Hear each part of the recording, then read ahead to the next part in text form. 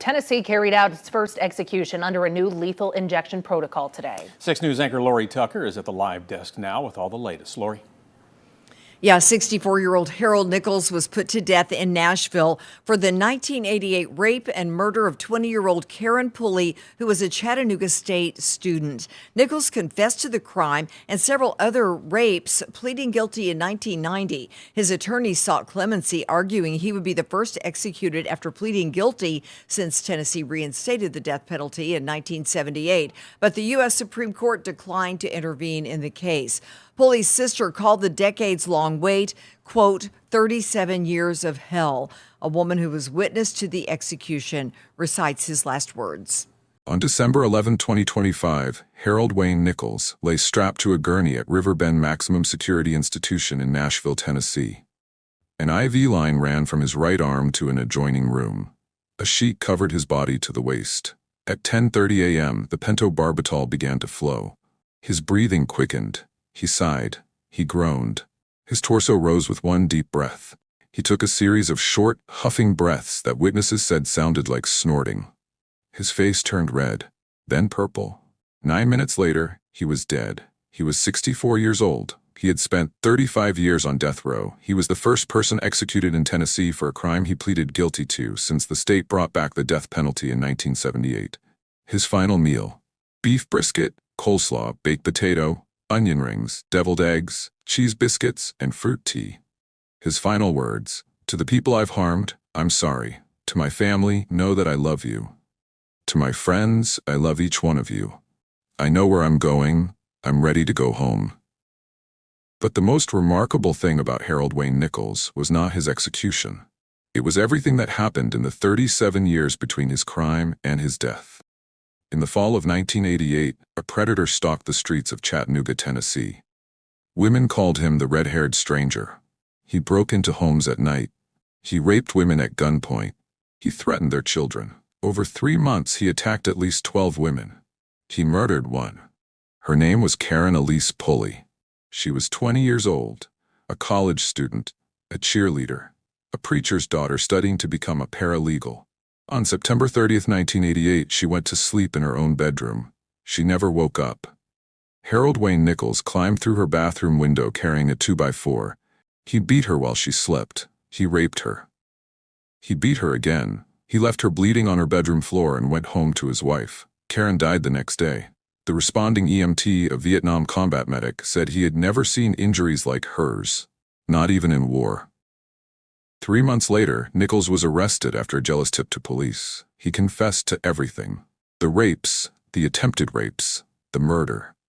He sat in an interrogation room and described his crimes in detail, on videotape, drawing maps of the houses he had invaded. A jury sentenced him to death. Then something extraordinary happened. Minutes after the death sentence was announced, Karen Pulley's mother asked to speak with the man who had murdered her daughter. Ann Pulley sat with Harold Wayne Nichols in a private room. She talked to him about faith and salvation. She prayed with him and forgave him. If you're drawn to stories of justice, betrayal, and the people who reach a point of no return, make sure to subscribe to No Way Out. This is where true crime meets truth. Real cases, real consequences. On December 31st, 1960, the last day of the year, Harold Wayne Nichols was born in Cleveland, Tennessee. Cleveland was a small city of 15,000 people in the southeastern corner of the state, 30 miles north of the Georgia border. The town was dominated by textile mills and the headquarters of the Church of God of Prophecy, a Pentecostal denomination founded in these mountains at the turn of the century. Harold's parents were Mac Nichols and Nanny Lou Nichols. Mac worked odd jobs when he could find them. He never held steady employment. Nanny Lou struggled with mental instability throughout her life, conditions that went untreated in an era when mental health care was primitive. They were members of the Church of God of Prophecy, and Mac took their religious obligations seriously. He allowed no visitors to their home except fellow churchgoers, isolating his family from the rest of the community. The family lived in a tiny, rundown house with 2 bedrooms. Harold's grandmother Oma occupied one room by herself. The other bedroom was shared by 4 people: Mac, Nanny Lou, Harold, and his older sister Deborah, who was 3 years his senior. The family had no money. They had no space. Privacy did not exist. What they had was Mac's temper. Mac Nichols was a mean, abusive, and outright vile man. He ruled his household through violence and fear. His children learned early which of his moods were dangerous and which were merely unpleasant. They learned to stay out of his way. They learned to be silent. In June 1961, tragedy struck the extended family and brought new victims into Mac's orbit. Mac had a sister named Betty Sampley who lived nearby with her husband and 6 children. That summer, Betty and her husband went on a family outing near a local body of water. Both parents drowned, leaving 6 children orphaned. The youngest were barely old enough to walk. The oldest were teenagers. 2 of the oldest Sampley children, Royce and Diana, were taken in by the Nichols family. Royce was 13, Diana was 12. The 4 younger children were placed in the Tomlinson Children's Home, an orphanage operated by the Church of God of Prophecy. The church had established the facility in 1920, and it remained an important ministry for the denomination. The crowded Nichols house now held 7 people in 2 small rooms. Harold was 6 months old when his cousins arrived, too young to understand what was happening. He would grow up knowing them as part of the household. Royce and Diana had just lost both parents in a single afternoon. Now they found themselves living with an uncle whose true nature they would soon discover. Mac began abusing Diana almost immediately after she moved in. Court documents reveal that for the next several years, he frequently exposed himself to the adolescent girl. He menaced her sexually on multiple occasions, using his position as her guardian to isolate and terrorize her. The full extent of what he did to her remains unclear. Diana was reluctant to discuss the details even decades later, but investigators who examined the case concluded that sexual assault was likely. Diana was not the only target. Mac's cruelty extended to his own children. Harold and Deborah lived in constant fear of their father's anger. They never knew what might set him off. The beatings were severe and frequent, delivered with belts, switches, and bare hands. In one documented incident, children in the household were forced to eat their own vomit after becoming sick from fear or punishment.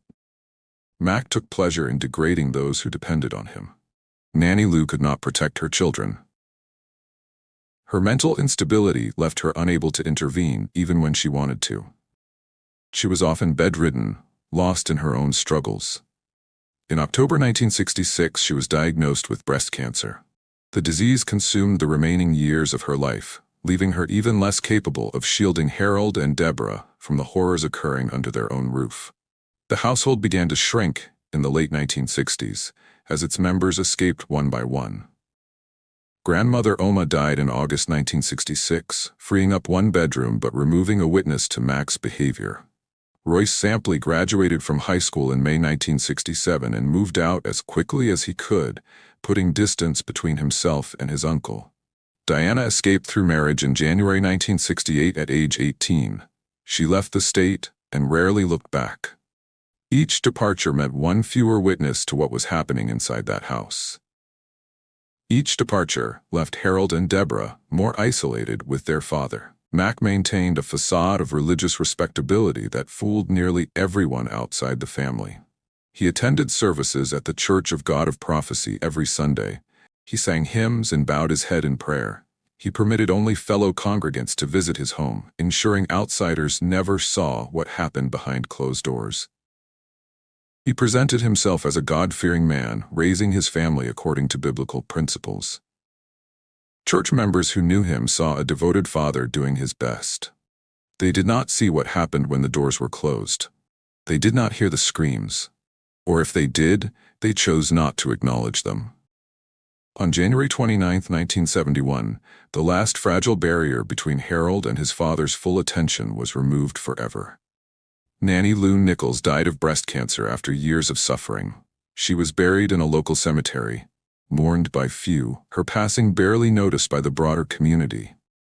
Harold was 10 years old, still a child in every meaningful sense.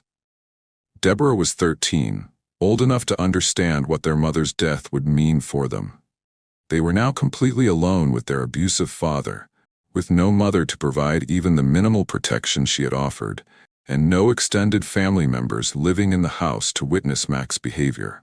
The abuse intensified dramatically after Nanny Lou's death. Mac Nichols, freed from whatever small restraint his wife's presence had provided, turned his full attention to his children.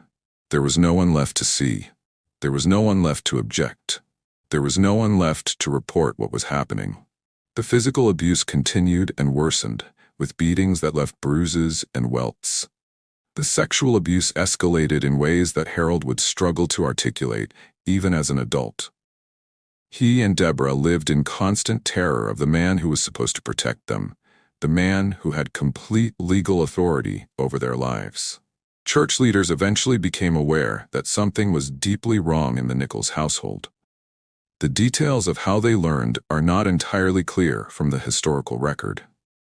But by some point in 1971, members of the Church of God of Prophecy confronted Mac Nichols about his treatment of his children. The church leaders presented Mac with an ultimatum that would shape the rest of Harold's life. He could surrender his children to the care of the Tomlinsons Children's Home, the same church-run orphanage where his nephews and nieces had been placed a decade earlier after their parents drowned. If he agreed to this arrangement, the church would not report him to the authorities. The abuse would remain a private matter, handled within the religious community. No police would be called. No charges would be filed. Mac's reputation, such as it was, would be preserved. Mac Nichols accepted the deal without hesitation. Rather than face criminal charges and potential imprisonment, he gave up his children. He signed whatever papers were necessary. He watched as Harold and Deborah were taken away to the Tomlinson Children's Home. They were 10 and 13 years old, respectively. Harold would spend the next several years at the Tomlinson Children's Home, growing from a traumatized 10-year-old into a troubled teenager. The wounds inflicted by his father would never fully heal, no matter how many years passed or how much distance he put between himself and Cleveland. Harold's experience at the orphanage was mixed. He was finally safe from his father's direct abuse, but the environment was strictly regimented and sometimes harsh. Witnesses later testified that corporal punishment, including paddling, was standard practice. Deborah Nichols remained at the Tomlinson home until May 1976, when she married at the age of 18 and moved out of state, eager to start a new life far from Tennessee. Her departure left Harold alone in the institution, separated from the only family member who had shared his traumatic childhood, the only person who truly understood what they had survived together. He was 15 years old when his sister left, an age when most teenagers are preparing for their final years of high school, while still living with their parents, enjoying the security of family life. Harold's time at the orphanage was drawing to a close as well, though not in the way anyone might have hoped. Records suggest that by the late 1970s, the Tomlinson home was scaling back operations, with fewer children in residence and less funding to support its mission. Harold was approaching adulthood, too old to remain in a facility designed for children. The institution that had housed him for most of his adolescence would soon have to release him.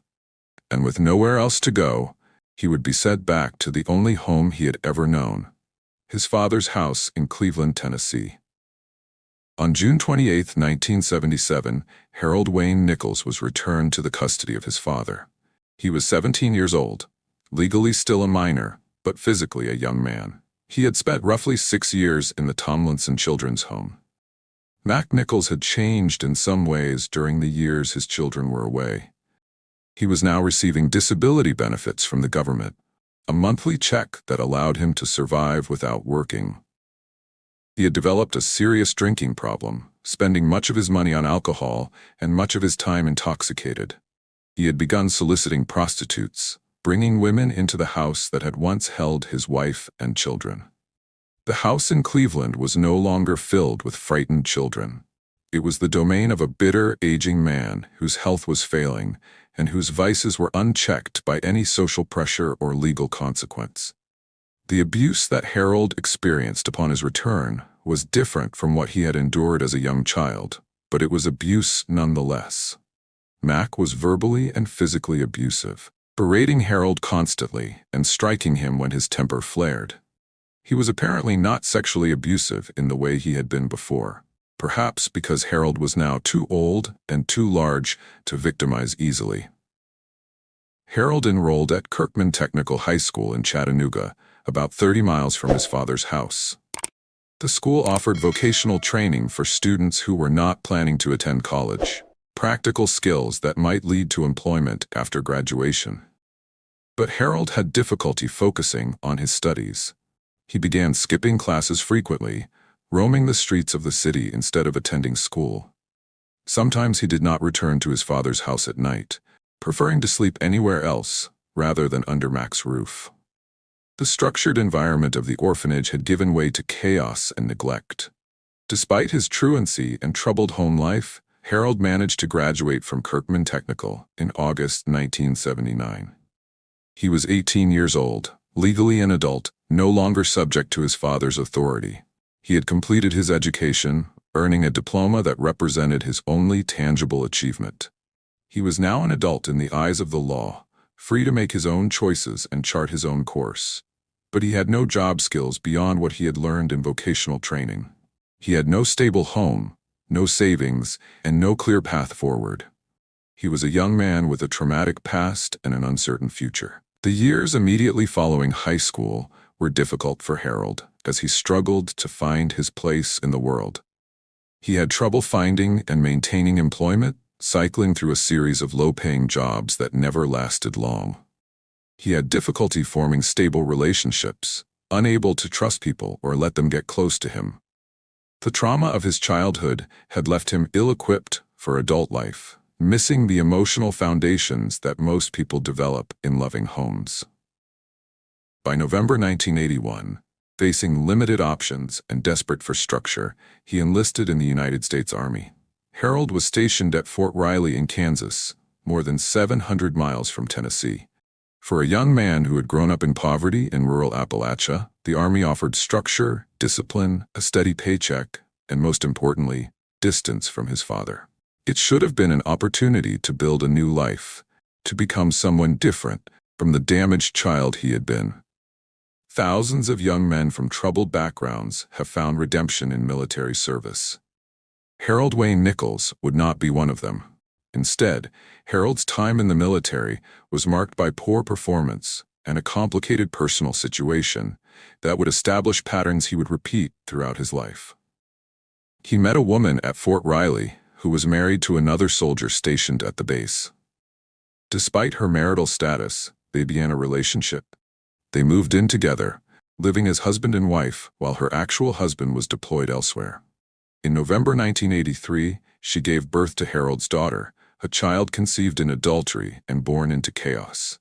Harold was discharged from the Army in November 1983 for poor performance. He had a newborn daughter. He had a complicated relationship with a woman who was still married to another soldier. He had no job prospects and no plan. He made a decision that would establish a pattern in his life. He abandoned his family and returned to Chattanooga in early 1984. He left behind a daughter he would barely know. He left behind a woman who would later sue him for child support. He returned to Tennessee to his father's orbit and found work at a local convenience store.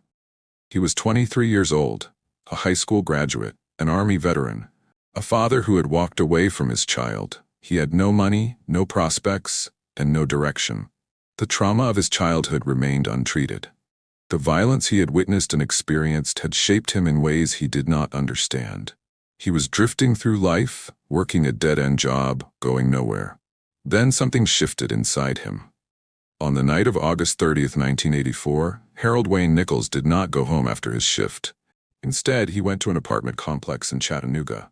2 women lived there. Harold had been watching the place. He knew their routines. He broke in through a window. He claimed later that his intention was robbery. But when he encountered one of the women inside, robbery was not what he attempted. He tried to rape her. She fought back. She screamed.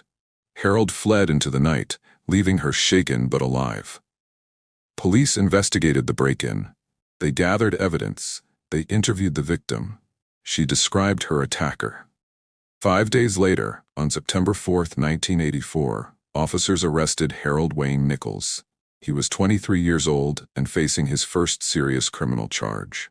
The boy who had been abused by his father, abandoned to an orphanage, and failed by every institution meant to protect him, had now become a predator himself. The cycle of violence that began in that cramped house in Cleveland had claimed its first victim outside the family. In December 1984, Harold pleaded guilty to assault with intent to commit rape. The judge sentenced him to 5 years in prison. Harold was transported to Brushy Mountain State Penitentiary, Tennessee's maximum security prison in Petros. Brushy Mountain was notorious. The facility housed the state's most dangerous criminals.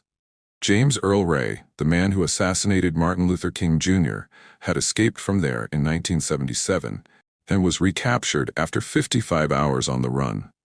The prison was not a place for minor offenders. Harold's presence there showed how seriously the state viewed his crime.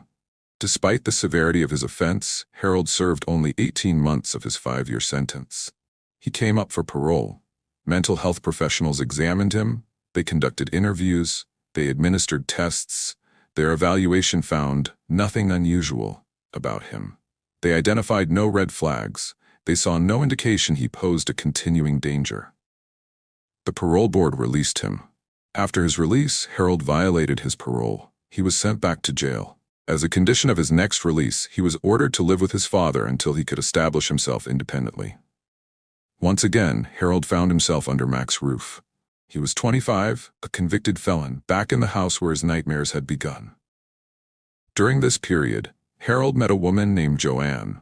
She worked at Sather's Candy in Chattanooga. They started dating. She saw something in him that others had missed. She believed he was a good man who had made mistakes.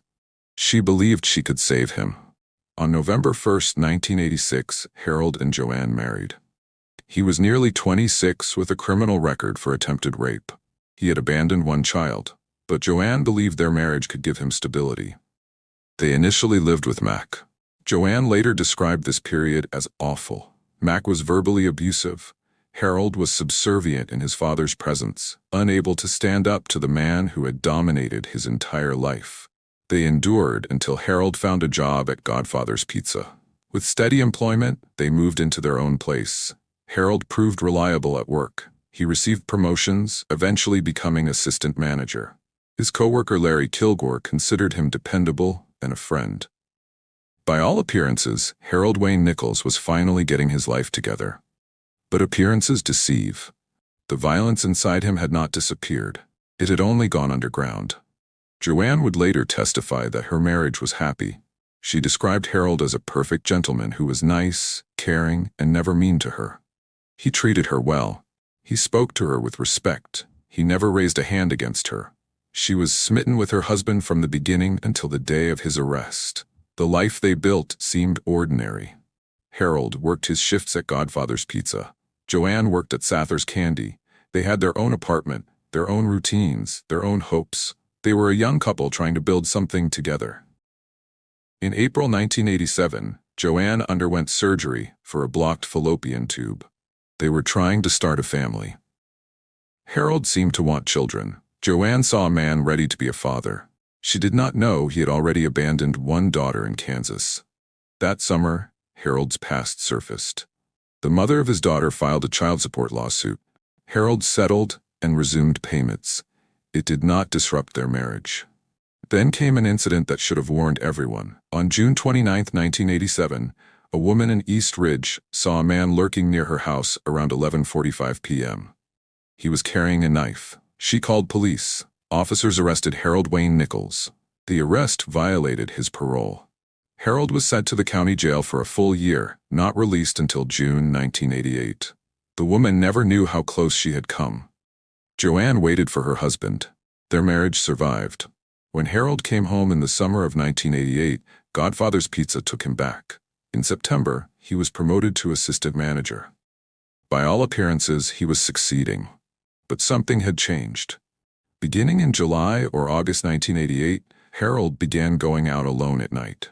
He stayed out until morning. He told Joanne he was restless. She worried about an affair. He reassured her he was faithful. She believed him. She did not know what he was doing on those nights. She did not know he was prowling Chattanooga, watching houses, looking for women alone. She did not know the man who treated her so well was capable of acts that would shock the region. Harold was living a double life. By day, a loving husband and responsible employee. By night, something else entirely. The violence inflicted on him as a child was about to erupt. The monster was emerging. His first victim would be a 20-year-old college student who had never met him, never wronged him, never knew he existed. She was simply a young woman living her life, attending school, dreaming about the future. Her name was Karen Elise Pulley. Harold had been watching her house. Karen Elise Pulley was born into a loving family in Chattanooga, Tennessee. She was the younger of two daughters. Her older sister Lisette was 3 years her senior. Their parents raised them in the Christian faith. Both girls grew up active in their church community, attending services on Sundays and participating in youth groups and Bible studies. Karen attended Brainerd Baptist High School. She was a cheerleader, standing on the sidelines at football games, leading the crowd in cheers. Friends and family described her as gentle, sweet, and innocent. She had a bubbly personality that drew people to her. She had a selfless nature, always thinking of others before herself. She was quick to help fans, slow to complain. She had a mischievous streak that made her fun to be around. People who knew Karen loved her.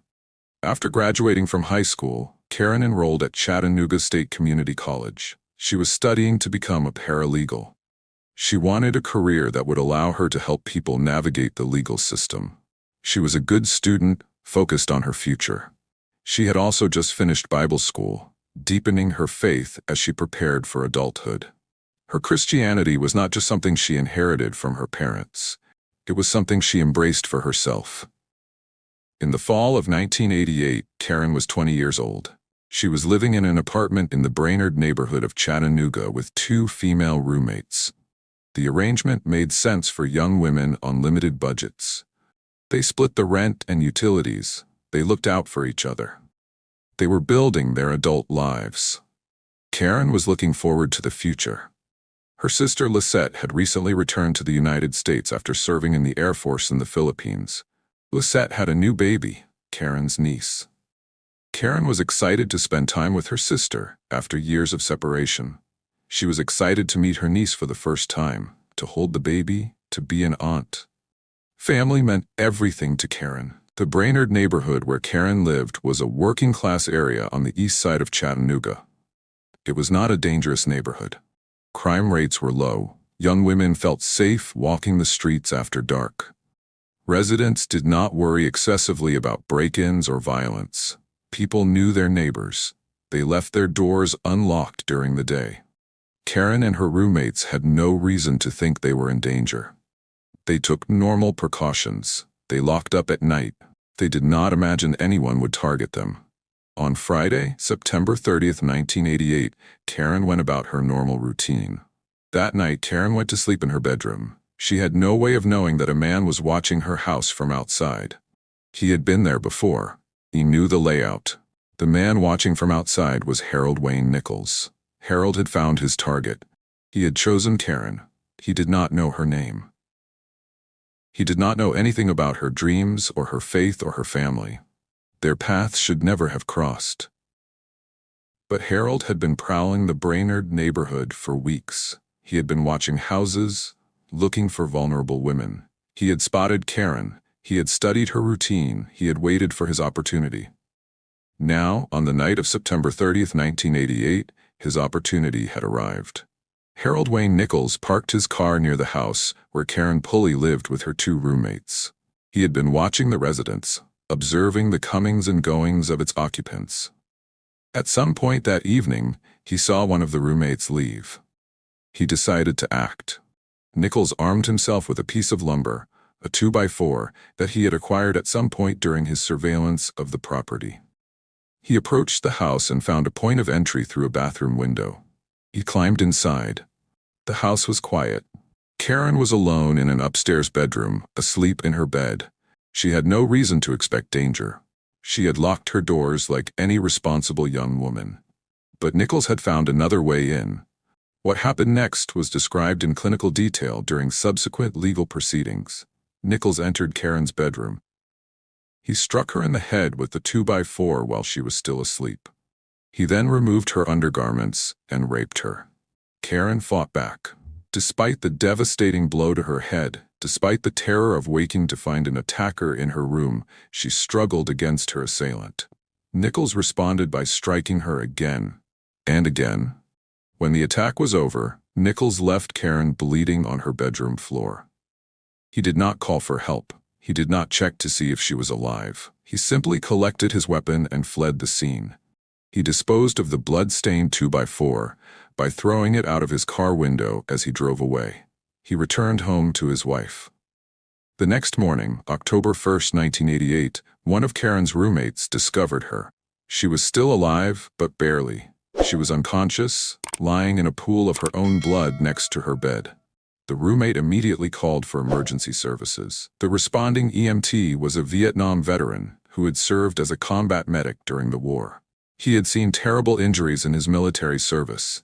He had treated soldiers who had been wounded by enemy fire, who had stepped on landmines, who had been caught in explosions. Years later, Karen's brother-in-law would recount what the EMT said about the scene in that Brainerd bedroom. He had never seen anything like it, even in combat. Karen was rushed to the hospital. Doctors worked desperately to save her life, but the damage to her skull was catastrophic. The blows from the 2x4 had caused massive brain injuries. There was nothing the medical team could do. Karen Elise Pulley died on October 1st, 1988. She was 20 years old. She had been raped and beaten to death in her own bedroom by a stranger who had climbed through her bathroom window. She never got to finish her education. She never got to become a paralegal. Karen Pulley's murder did not satisfy whatever compulsion drove Harold Wayne Nichols. In the weeks and months following that September night, he continued to prowl the streets of Chattanooga, searching for vulnerable women. The killing had not stopped him. If anything, it may have emboldened him. Sometime around October 20th, 1988, 3 weeks after Karen's murder, Nichols approached a house in the Tiftonia neighborhood of Chattanooga. A 23-year-old married woman was home alone. She had unlocked a side door for her husband, who typically arrived home from work around 12:30 in the morning. Nichols entered through that unlocked door at approximately 12:45 a.m. Inside the house, Nichols picked up a candlestick. He found the woman in her bedroom. He struck her with the candlestick and raped her. Unlike Karen Pulley, this victim survived. But she would carry the trauma of that night for the rest of her life. On November 1st, 1988, exactly 2 years after his wedding to Joanne, Harold Wayne Nichols celebrated his anniversary by attacking another woman. He raped her at knife point, forcing her to wear an outfit that he had selected. The symbolism of the date seems deliberate, though Nichols's psychology remains impossible to fully understand. When police would later investigate this attack, Joanne initially provided her husband with an alibi. She told investigators that she and Harold had been together on their anniversary. She could not believe that the man she loved, the man who treated her so wonderfully, could have committed such a terrible crime on such a meaningful day. She was wrong. Throughout this period, Harold continued working at Godfather's Pizza. He continued coming home to Joanne, at least some of the time. He maintained the facade of a normal life while secretly terrorizing women across the Chattanooga area. His coworkers had no idea. His wife had no idea. The people who saw him every day could not reconcile the Harold they knew with the monster who was stalking their community. In December 1988, Nichols attacked at least 2 more women. On December 21st, he raped a woman identified in court documents as PAG, using a knife to force her compliance. On December 27th, he attacked TR, using an electrical cord as his weapon. Each attack followed a similar pattern: breaking into a home, finding a woman alone or with only young children present, using violence to subdue her, and then fleeing into the night. On December 31st, 1988, Harold's 28th birthday, he attempted to rape another woman in the Tiftonia neighborhood. The attack was unsuccessful. He confessed to this crime on video after his arrest, but it was never prosecuted. The victim's identity remains protected in the historical record. As 1988 turned to 1989, Harold Wayne Nichols had raped or attempted to rape at least 7 women, in addition to murdering Karen Pulley. He showed no signs of stopping. His crimes were escalating in frequency. The police had no idea who was responsible for the wave of violence sweeping through their community. The women of Chattanooga were living in fear of a predator they could not identify or catch. On Monday, January 2, 1989, Harold Wayne Nichols called in sick to work. He told his manager at Godfather's Pizza that he was not feeling well. He would not be coming in for his shift. Then he told Joanne the same thing. He spent the day lying in bed, resting. Joanne went to work at Sather's Candy. She left her husband at home, assuming he would sleep and recover. Harold was not sick. He was planning. At around 8:30 or 9 that evening, Harold got up. He showered. He got dressed. He told Joanne he was going out to get hamburgers. It was a simple explanation. He was feeling better. He was hungry. He would be back soon. He did not return until 7 the next morning. During those 10 hours, Harold Wayne Nichols committed 3 rapes and attempted a 4th. It was the most concentrated burst of violence in his entire crime spree. 4 attacks in a single night across the Chattanooga area. 4 women terrorized, 4 families shattered, all while his wife waited at home believing her husband had gone out for food. The first attack occurred at 12:15 a.m. on Tuesday, January 3, 1989. Harold drove to an apartment complex in the East Brainerd area. He had likely scouted this location before. He knew who lived there. He knew a woman lived alone with her young child. The victim was a 31-year-old single mother. Her 4-year-old daughter slept beside her in the master bedroom. They had no idea a predator was outside their home, watching, waiting, preparing to break in.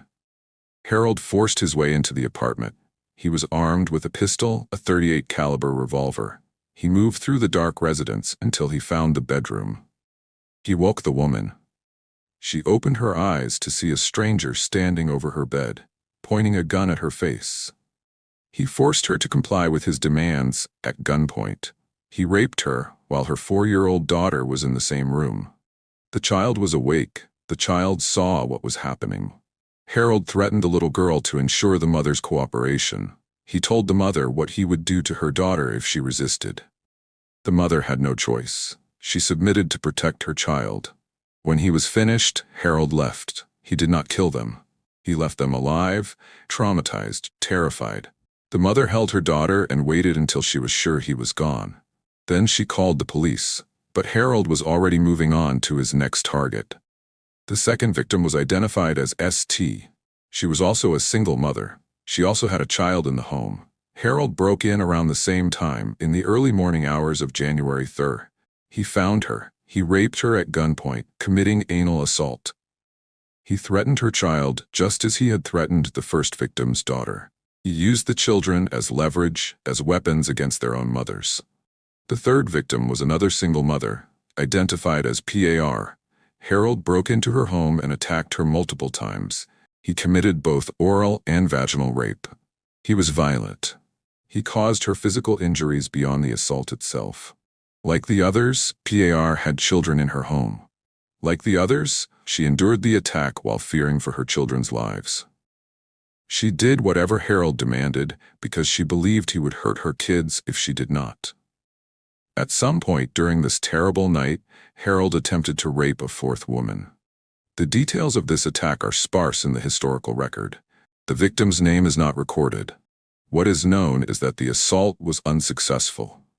By 7 a.m. on January 3rd, 1989, Harold pulled into the parking lot of his apartment complex. He had been gone for approximately 10 hours. During that time, he had broken into multiple homes. He walked into his apartment. Joanne was there. She had been waiting for him, wondering where he was, perhaps worried but not alarmed. Harold was Harold. He sometimes stayed out late. He had told her he was restless. She had learned not to ask too many questions. Joanne apparently did not question where her husband had been all night. 10 hours to get hamburgers. She either did not notice the timeline or chose not to challenge him. She had accepted his explanation. She continued to believe in the man she had married, the man who treated her so well, the man who was kind and gentle at home.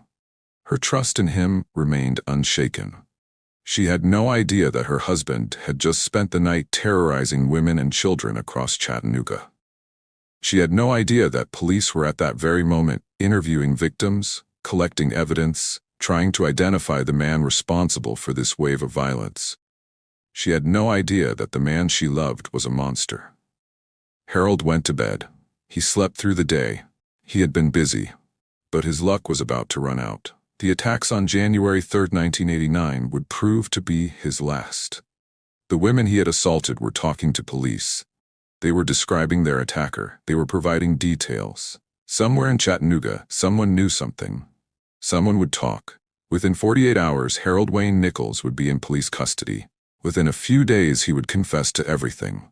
The rapes, the attempted rapes, the murder of Karen Pulley 3 months earlier. He would sit in an interrogation room and tell detectives exactly what he had done, in detail, on videotape. The red-haired stranger's reign of terror was about to end. But for the women he had attacked, for the children who had witnessed his crimes, for the family of Karen Pulley who still did not know who had killed their daughter, the nightmare was just beginning. Harold Wayne Nichols was not caught through brilliant detective work or forensic science. There was no DNA match. There were no fingerprints lifted from a crime scene. There was no eyewitness who spotted his license plate. He was caught because of jealousy and a tip to the police. Larry Kilgore was Harold's best friend and co-worker at Godfather's Pizza. They worked the night shift together. They talked during slow periods. They had developed the kind of friendship that forms between people who share long hours in a hot kitchen. Kilgore trusted Harold. He considered him dependable and decent. Kilgore was a gay man in a relationship with another man named Chris Mull. The three men knew each other socially. Harold and Kilgore were close. They spent time together outside of work. Mull noticed this closeness. He did not like it. Mull became jealous of the friendship between his boyfriend and Harold. The exact nature of his suspicions is unclear. Perhaps he thought something romantic was happening. Perhaps he simply resented the time Kilgore spent with Harold. Whatever his reasons, Mull decided to act. On January 5, 1989, 2 days after Harold's night of terror, Chris Mull contacted the East Ridge Police Department. He provided information that led investigators directly to Harold Wayne Nichols. The tip changed everything. Officers ran a computer check on Nichols. His criminal history appeared on their screens. Prior conviction for attempted rape, time served at Brushy Mountain State Penitentiary, parole violation for lurking outside a woman's house with a knife, recent release from county jail. Harold Wayne Nichols was a known sex offender living in the Chattanooga area. Detectives pulled his mugshot from the 1984 arrest. They began showing the photograph to victims of the recent attacks. One by one, the women identified Harold Wayne Nichols as the man who had raped them. According to police reports, one victim was the fourth victim in a row to identify Nichols from his photograph. There was no doubt. Police arrested Harold Wayne Nichols on January 5, 1989. He was taken into custody at his apartment in front of Joanne. He did not resist. He did not run. He went quietly, as if he had been expecting this moment. Officers searched his car. Inside, they found a .38 caliber revolver. One of the rape victims had described being threatened with exactly such a weapon. The gun was traced. It belonged to one of the victims herself. Harold had taken it from her home after the attack, keeping it as a trophy, or perhaps planning to use it again. At this point, investigators knew Harold was responsible for the recent string of rapes. They did not yet know about Karen Pulley. Her murder remained unsolved. The work of an unknown assailant who had broken into her apartment 3 months earlier and beaten her to death. Detective Richard Heck of the Chattanooga Police Department had been investigating Karen's murder since October 1988. He had few leads. The case had gone cold. But when he heard that a suspect in a series of rapes was in custody in East Ridge, something clicked. The pattern was similar: home invasion, sexual assault, extreme violence. Detective Heck decided to question Harold Wayne Nichols himself. The next day, January 6, 1989, detectives from the East Ridge Police Department questioned Nichols about the rapes. He was read his Miranda rights, he waived his right to an attorney, and then he began to talk. Nichols confessed to multiple rapes that had occurred in December 1988 and early January 1989. He provided details that only the perpetrator could have known. He described breaking into homes, threatening women, forcing them to comply with his sexual demands. The detectives recorded his confession. Word of the arrest reached the Chattanooga Police Department. Detective Richard Heck, who had been investigating the murder of Karen Pulley for more than 3 months, learned that a suspect in a series of rapes was in custody in nearby East Ridge. The crimes had a similar pattern to the Pulley case: home invasion, sexual assault, violence. Detective Heck decided to pay Harold Wayne Nichols a visit. Detective Richard Heck of the Chattanooga Police Department questioned Harold Wayne Nichols about the murder of Karen Pulley on January 6, 1989. What followed was one of the most detailed confessions in the history of Hamilton County law enforcement. Nichols did not deny his involvement in Karen's death. Instead, he described the crime in precise detail. He talked about watching the house in the Brainerd neighborhood. He described how he entered through the bathroom window. He explained how he found Karen alone in her upstairs bedroom. He recounted the attack with a specificity that left no doubt about his guilt. The confession was videotaped. Nichols drew maps showing the layout of Karen's house and the route he had taken during his approach and escape. He described the weapon, the 2x4 that he had used to beat her. He told detectives the approximate location where he had thrown the board out of his car window after fleeing the scene. Officers took Nichols to the area he had described. They searched for the murder weapon. According to Detective Heck, they found a 2x4 that Nichols identified as looking like the one he threw out the window of his car. The board was collected as evidence, though forensic analysis would later fail to find blood or fiber evidence definitively linking it to the crime. Beyond the physical evidence, Nichols' detailed knowledge of Karen's home proved his involvement in the murder. He knew facts that only the killer could have known: the layout of the rooms, the location of the bedroom, details about the scene that had not been released to the public. After confessing to the police, Nichols also confessed to his wife. Joanne learned for the first time that the man she loved, the man she had stood by through his incarceration, the man she believed was finally turning his life around, was a rapist and a murderer. She would later testify that Harold told her the murder was an accident, though the violence of the attack made this characterization impossible to accept. In the days following his arrest, Nichols was examined by mental health professionals to determine his competency to stand trial. Dr. Frausto Natal, a psychiatrist, conducted an interview and examination. His notes indicated that Nichols initially denied murdering any of the victims. Dr. Kenneth Nickerson, a clinical psychologist, also evaluated Nichols in April and May of 1989. The psychological evaluations found that Nichols was of high average intelligence and fairly articulate.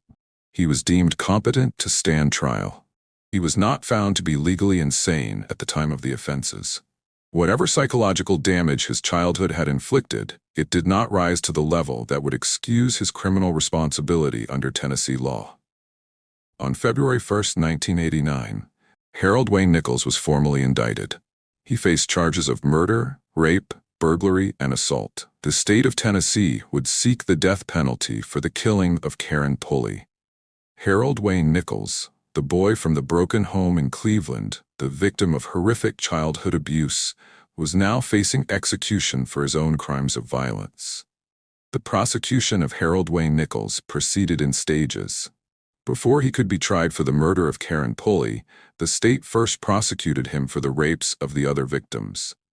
This strategy was deliberate. By securing convictions on the rape charges first, prosecutors would be able to use those convictions as aggravating factors when seeking the death penalty for the murder. Nichols pleaded guilty to the rapes of TR and ST, the victims who had been attacked in late December 1988 and early January 1989. For the rapes of PAG and PR, he elected to go to trial. In both cases, the victims identified him in court. and juries convicted him of aggravated rape. By the time his murder trial began in May 1990, Harold Wayne Nichols had 5 aggravated rape convictions on his record. These convictions, combined with his 1984 conviction for attempted rape, painted a picture of a serial sexual predator whose crimes had escalated from assault to murder. The murder trial opened on May 7, 1990, in Hamilton County, Tennessee. Due to extensive pretrial publicity, the court granted a change of venue for jury selection. Jurors were brought in from Sumner County, north of Nashville, but the trial itself was held in Hamilton County. Nichols' defense attorneys, Hugh Moore and Rosemary Bryan, faced an almost impossible task. Their client had confessed on videotape. He had provided details that only the killer could know. The physical evidence, while not conclusive on its own, corroborated his confession. Their only real option was to try to suppress the confession on constitutional grounds. The defense filed a motion to suppress the videotaped confession, arguing that it should be excluded from evidence. The court denied the motion. Without the ability to exclude his own words from the trial, Nichols faced certain conviction. His attorneys advised him that his best hope of avoiding execution was to accept responsibility for his crimes and focus on the penalty phase. Harold Wayne Nichols pleaded guilty to first-degree felony murder, aggravated rape, and first-degree burglary in connection with the death of Karen Pulley. The judge accepted his guilty pleas. The question of guilt was settled. What remained was the question of punishment. Would Harold Wayne Nichols live or die? Under Tennessee law at the time, the death penalty could only be imposed after a separate sentencing hearing before a jury. Even though Nichols had pleaded guilty, 12 citizens would still have to decide whether he deserved to live or die. The prosecution would present aggravating factors to justify execution. The defense would present mitigating factors to argue for life imprisonment. The jury would weigh both sides and render a verdict. The sentencing phase of Harold Wayne Nichols' trial was about to begin. His life hung in the balance. The families of his victims waited for justice. And somewhere in the courtroom, Ann Pulley, Karen's mother, prepared to hear the details of how her daughter had died at the hands of the man sitting at the defense table. The sentencing phase of Harold Wayne Nichols' trial presented the jury with a stark choice.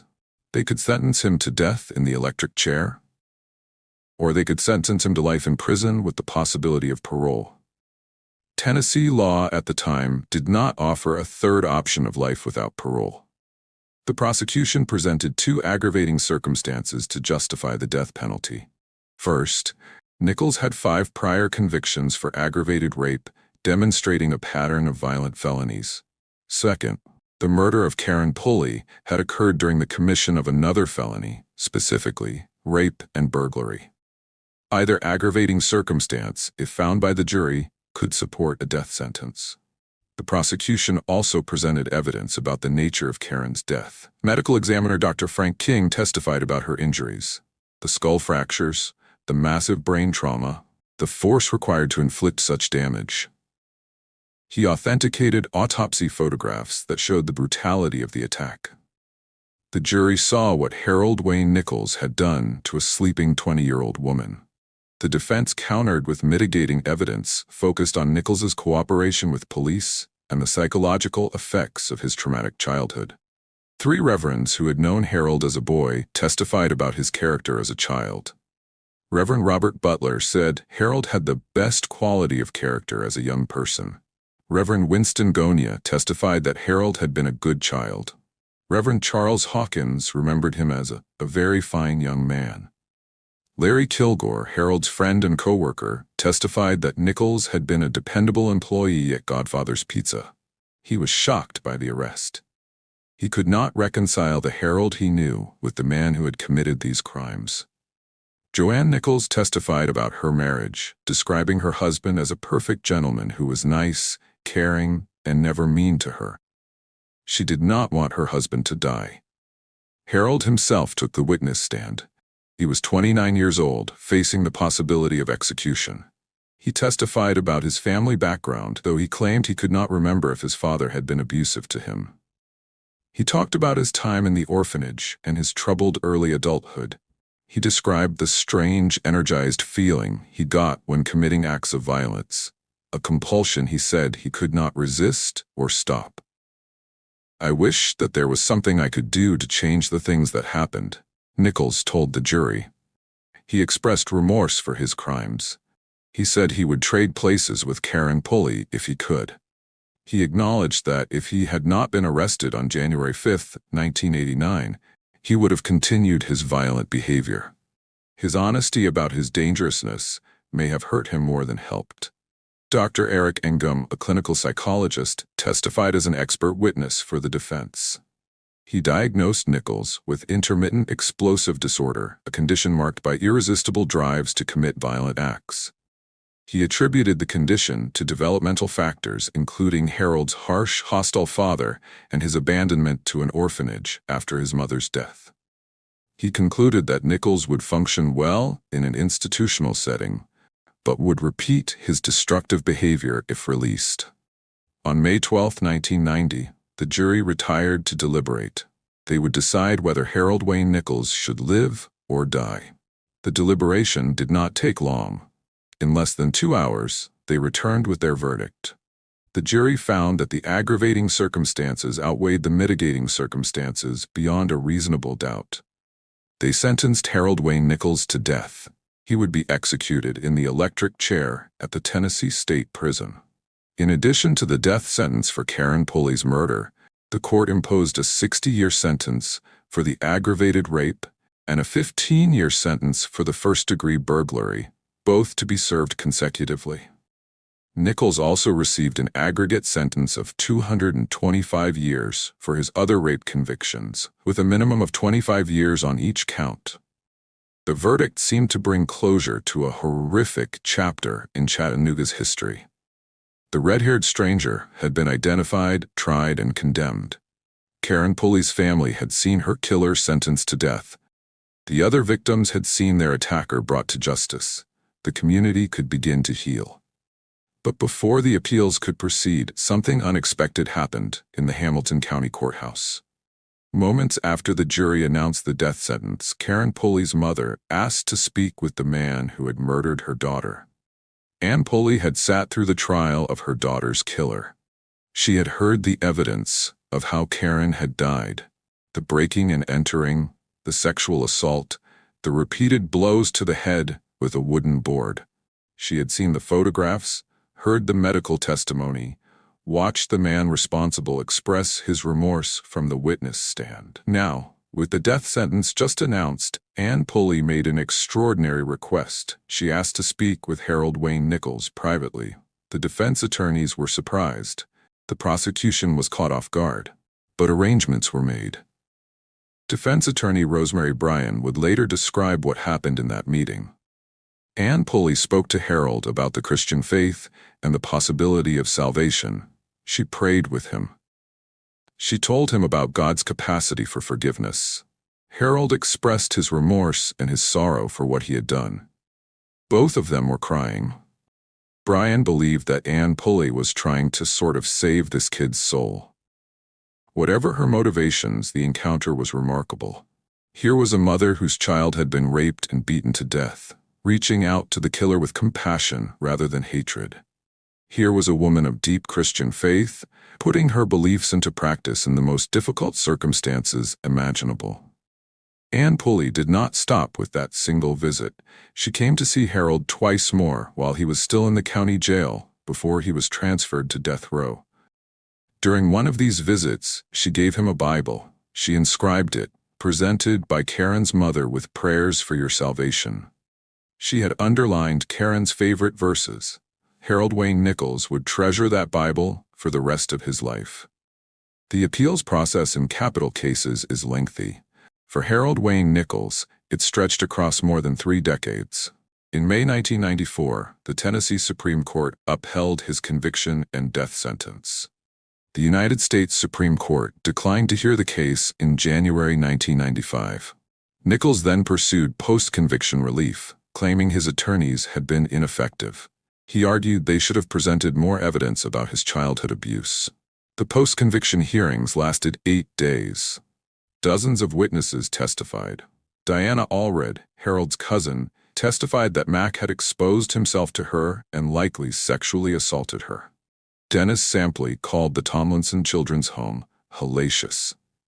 Despite this evidence, the courts rejected his claims. In October 2005, DNA testing confirmed Nichols' guilt beyond any doubt. Throughout these proceedings, Nichols remained on death row at Riverbend Maximum Security Institution. He worked as a maintenance worker. He participated in philosophy classes with Vanderbilt students. He mentored at-risk youth. Correctional officers described him as one of the warmest and kindest inmates they had encountered. In 2015, 2 Supreme Court decisions opened new legal avenues. Nichols' attorneys argued his sentence had constitutional problems. Hamilton County District Attorney Neil Pinkston agreed. They negotiated a deal to resentence Nichols to life without parole. In 2018, Nichols was transported to the Hamilton County Courthouse. The hearing was supposed to be a formality. Instead, Judge Don Ash rejected the agreement. He found no valid legal basis for resentencing. He sent Nichols back to death row. Assistant District Attorney Crystal Carrion called it an injustice. She had never seen a court reject an agreed-upon disposition. Pinkston later explained the deal was motivated by exhaustion. The victim's family was tired of waiting. They wanted finality. Judge Ash's rejection ensured the legal proceedings would continue. Karen Pulley's family kept waiting for the justice they had been promised in 1990. Tennessee set Harold Wayne Nichols' first execution date for August 2020, more than 30 years after Karen Pulley's murder. Nichols, then 59 years old, chose to die in the elect chair rather than by lethal injection. He had that option under Tennessee law because his crimes had been committed before January 1999. Lisette Monroe, Karen's sister, finally saw an end in sight.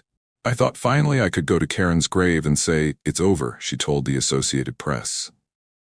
Decades of appeals, delays, and legal maneuvering were about to conclude. The man who had destroyed her sister's life would face his punishment at last. But then a global pandemic intervened. COVID-19 swept across the world in early 2020, disrupting every aspect of normal life.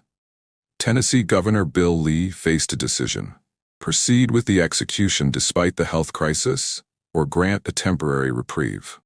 On July 24, 2020, less than 3 weeks before the scheduled execution, Governor Lee granted Nichols a reprieve.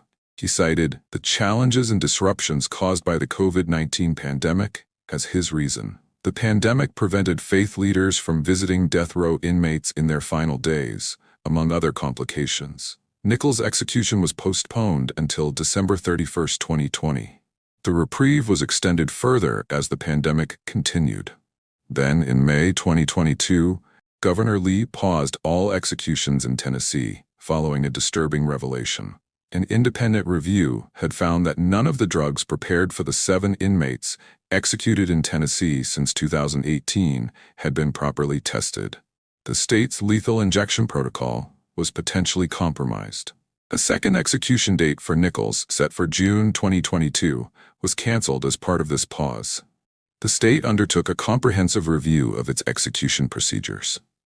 In December 2024, the Tennessee Department of Correction issued a new execution protocol utilizing a single drug, pentobarbital, rather than the 3-drug combination previously used. In early 2025, the Tennessee Supreme Court set a new execution date for Harold Wayne Nichols, December 11, 2025. He would be 64 years old. He had spent 35 years on death row. He would be the first person executed in Tennessee for a crime he had pleaded guilty to since the state reenacted the death penalty in 1978. Nichols' attorneys filed a clemency petition with Governor Lee. They argued that their client had demonstrated genuine remorse and reformation during his decades of incarceration. They cited the support of 6 jurors who had expressed reservations about the death sentence. They noted that prosecutors had agreed to resentencing in 2018. They asked the governor to commute the sentence to life without parole. On December 9, 2025, Governor Lee announced his decision. After deliberate consideration of Harold Wayne Nichols' request for clemency, and after a thorough review of the case, I am upholding the sentence of the state of Tennessee and do not plan to intervene. The execution would proceed. Harold Wayne Nichols spent his final days on death watch, a 14-day isolation period required under Tennessee's new execution protocol. He had been moved to special housing on Thanksgiving morning, 2025. He was allowed limited visits and phone calls. He prepared for the end. His attorneys continued fighting until the last moment. They sued for access to records about Tennessee's previous executions under the new protocol. In August 2025, Byron Black had been executed using pentobarbital. Witnesses reported that Black said he was hurting so bad in his final moments. The state offered no explanation for what might have caused the pain. On December 9th, a Knox County chancellor ordered the state to release expiration dates for the lethal injection drugs. The state appealed. The legal battle continued even as the execution date approached. Nichols declined to choose between the electric chair and lethal injection, so by default he would receive lethal injection. For his last meal, Nichols requested beef brisket, coleslaw, baked potato, onion rings, deviled eggs, cheese biscuits, and fruit tea.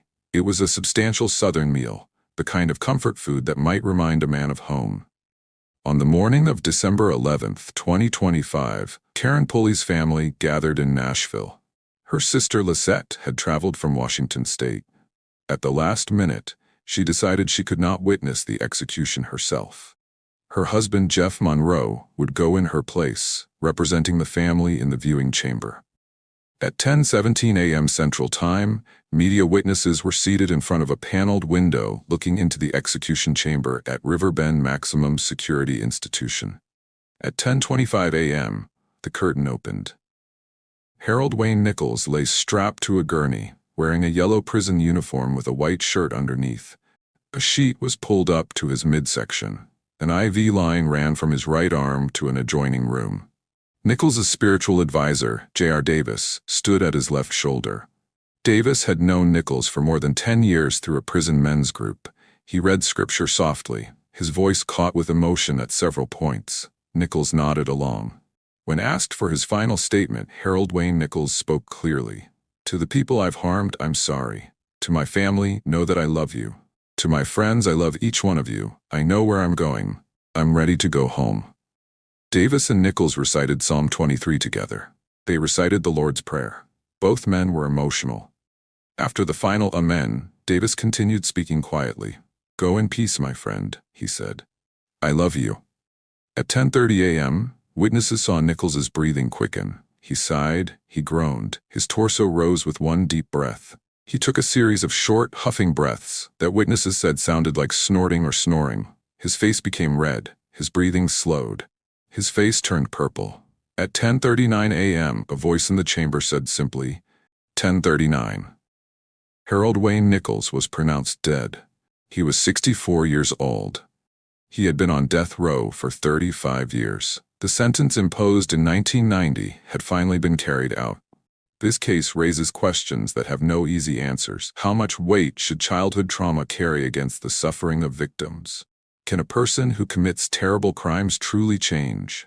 Does execution serve justice or simply add another death? We may never agree on the answers, but we can remember Karen Pulley. We can remember the other victims. We can remember that behind every case number and court document are real people whose lives were forever altered. If this documentary moved you, please subscribe to No Way Out and click the notification bell. Like this video and share it with others who care about true crime and justice. Leave a comment below with your thoughts on this case. Your support helps